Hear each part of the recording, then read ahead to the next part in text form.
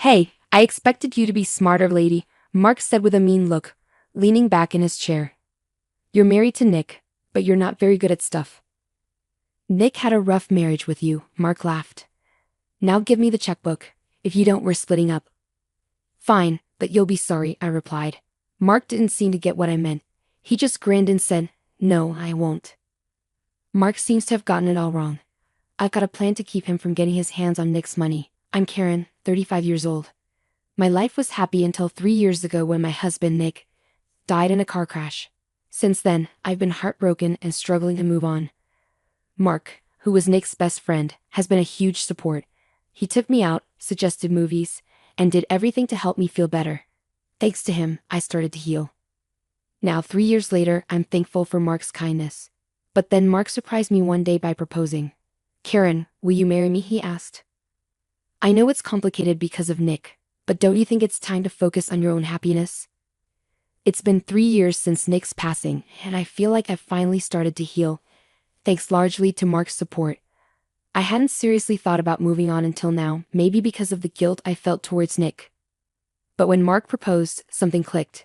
Could being with Mark bring happiness to both of us, and even to Nick? I'll make you happy, for both of us, including Nick, Mark promised, looking me in the eye. I chose to believe him. Okay, I trust you. Thank you. And so, I agreed to marry Mark. At first, married life with Mark was great.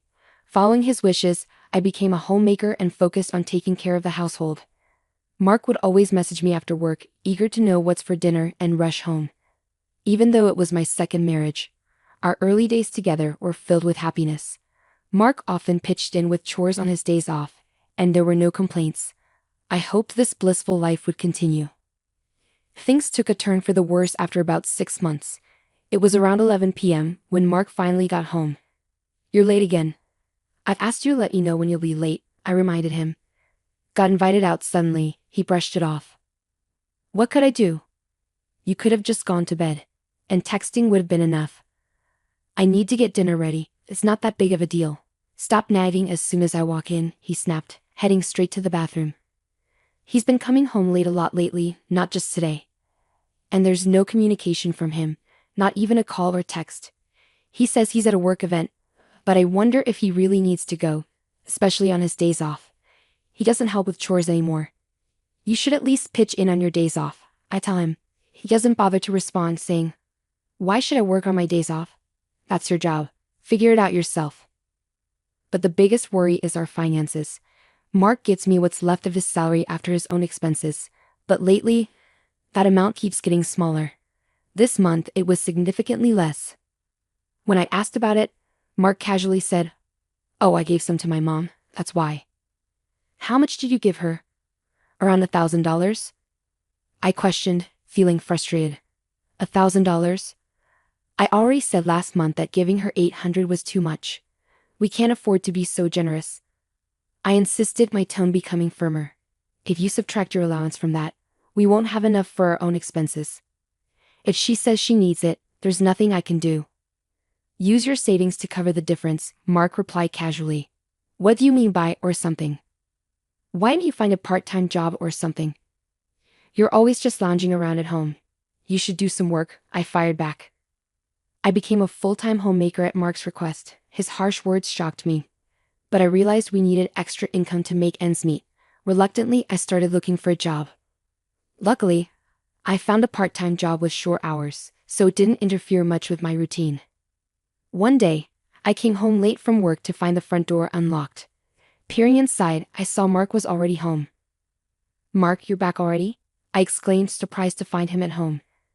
He spun around with a start, hastily concealing something behind his back. Hey, what were you just hiding? I asked, suspicion creeping in. Nothing, just forget about it. Mark quickly dismissed, but I wasn't convinced. You were hiding something. I persisted, snatching something from Mark's hand and realizing it was my bank book. What were you doing with this? I demanded, feeling a surge of anger. Just checking something. Give it back, Mark said, trying to take it from me. You've saved up quite a bit, huh? I had no idea, he remarked, flipping through the pages. You always say we're short on money, I argued, feeling betrayed. What's going on? All this money should go to my mom, Mark stated casually, interrupting me. Huh? That's not. I began, shocked by his bold request. It's only right to give such a large amount to my mom, he insisted, acting like it was the most reasonable thing ever. Why should I give your mom my money? I objected, feeling my anger rise. Since when is the wife's money the mother-in-law's money? Don't you know that? Give me the bank book now, he demanded, his tone getting more aggressive. No way. This money is mine, I declared, holding onto the bank book tightly. I fled from Mark, who was trying to snatch the bank book from me, and locked myself in the bedroom. While Mark banged on the door, demanding the bank book, I couldn't shake off the feeling of betrayal and anger. As I wrestled with what to do next, the only solution that seemed clear was to divorce Mark. I wondered, if Nick were here, what would he advise? The thought of Nick's absence hit me hard, and I couldn't help but cry. That money had to stay away from Mark, no matter what. I swiftly stashed the bank book in a locked suitcase and waited for Mark to come back. But he didn't return that day. Night fell, and I drifted off to sleep. When I woke the next morning, Mark still hadn't returned. With a clearer head than the night before, I knew I couldn't keep living like this. I refused to hand over the bank book to Mark. He had insulted not only me but also Nick. I couldn't forgive him. Gathering only the essentials, I waited for Mark's return. Finally, when he did show up, he seemed surprised to find me awake. Where have you been? I questioned, my voice steady but firm. I went to my parents' place. Just came back from the real estate agent, he answered casually. The real estate agent? With your $300,000? I asked, my suspicion growing. I bought a new house for my mom. It's a brand new single-family home, Mark declared proudly, expecting me to go along with it. Huh? Give me the bank book now. If not, we're getting a divorce, he demanded, his tone becoming stern. I get it. Oh. Are you talking about splitting up? That's okay with me, I said calmly, surprising Mark. Wait, what? Mark was shocked, not expecting me to be so okay with it. Did he think I'd just give him access to our money if he mentioned divorce? All right, but you'll be sorry, I warned. When I said that, Mark probably didn't understand what I really meant. He just smirked and said sure, whatever. Anyway, I went to the bedroom to grab the bags I'd packed. Mark was wrong if he thought he'd get half of our stuff. Around $15,000, but he was wrong. There was no way he'd get that much money from me. But just letting him off easy for insulting Nick wasn't enough. I came up with a better plan. It would teach Mark a lesson if he experienced what he put others through. I put my bank book back in the kitchen drawer, grabbed my bags, and said, I'll send you the divorce papers later. Don't mess with my stuff. I'll move it when I can. Mark seemed suspicious of my careful planning, but I left anyway. I booked a room in a nearby business hotel and decided to stay there for about a week. During my time at the hotel, I found a rental apartment that was good for living alone. After sorting out the rental agreement, I started moving right away. I came back to the house while Mark was out in the afternoon to move my stuff. When I checked the bank book I left in the drawer, money had been taken out, leaving $150,000 behind, just like I expected. Mark probably used half for himself and bought a new house for his mom, but he regretted it later. I got the divorce papers from City Hall, filled them out, and sent them to Mark, but even after a week, then 2 weeks, they hadn't reached City Hall. And I couldn't reach Mark on the phone. After nagging him for a while, Mark finally answered, sounding annoyed. Can you hurry up and send the divorce papers to City Hall? Divorce papers? Oh, I'll send them in next week, I said casually. And you took money from my bank account, didn't you? That's illegal without my permission, Mark accused. Idiot. It's not illegal to take money from a family member's account. Plus, half of it would be mine after the divorce, so it's fair. I'm hanging up now, I said firmly, and I ended the call. Later on, it seemed Mark had finally sent the divorce papers to City Hall. When I checked, Mark and I were officially divorced. A month later, I was at work. The place where I worked part-time was offering full-time positions and I applied. They accepted me. I heard some noise near the entrance, so I went to see what was happening. To my surprise, Mark and his mom were arguing with the receptionist. I rushed over and asked, "What's going on?" When I spoke, they turned to me urgently. "Karen, we've been searching for you. Please listen," Mark begged. Please, Karen, forgive us, his mom added, sounding shaky. As they began to argue loudly, I somehow managed to calm them down.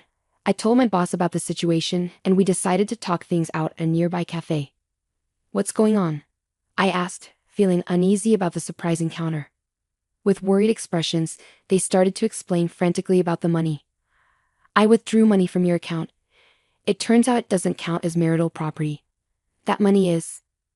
Mark's voice trailed off, and I let out a huge sigh of disbelief. That's what I've been saying all along. That was my own money.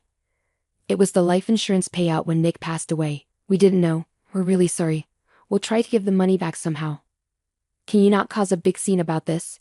Mark pleaded. You're right. You wouldn't want this blown out of proportion either, right? I replied, feeling frustrated and resigned. Let's settle this peacefully. Is that all you came to say? As soon as I said that, their faces turned frantic. Just that. I already figured it out when you took the money from the bank. How did you manage it? Don't tell me you think I didn't notice. I pressed on. Well, we had to do it because we needed the money, Mark stammered, clearly struggling to explain. Here's what likely happened. You can't withdraw $150,000 all at once from an ATM. It would take too long. So they probably tried to withdraw it from the counter, but for large sums, a power of attorney from the account holder is needed. I guess my mother-in-law wrote that power of attorney and she probably pretended to be me when the bank called for confirmation. Essentially, my mother-in-law impersonated me. This is clearly illegal, and yet they were still trying to cover it up. There's no way I can forgive this, I said firmly, cutting off Mark's attempts to plead for forgiveness. Lawyers have been coming to the office, employees are staring, and my boss is asking questions. My job is on the line. If things get worse, I might have to quit, and I won't find another job easily. Please, let's settle this without going to court, Mark begged, desperation clear in his voice. My husband told me we're getting a divorce. I was just dazzled by the idea of a new house. It was a rash decision. I did find solace in this man after Nick's death. Maybe I could forgive him if he was sincere, but he also insulted Nick. If not for that, things wouldn't have gone this far, I thought to myself, feeling torn. It's out of my hands now. Our next meeting will be in court, I declared, standing up to leave. Wait, Karen, please. Mark and his mother pleaded, kneeling in the cafe. But I ignored them and walked out. In the end, they were in the wrong, and they ended up facing a hefty lawsuit for me, leading to a significant debt for Mark and my former mother-in-law.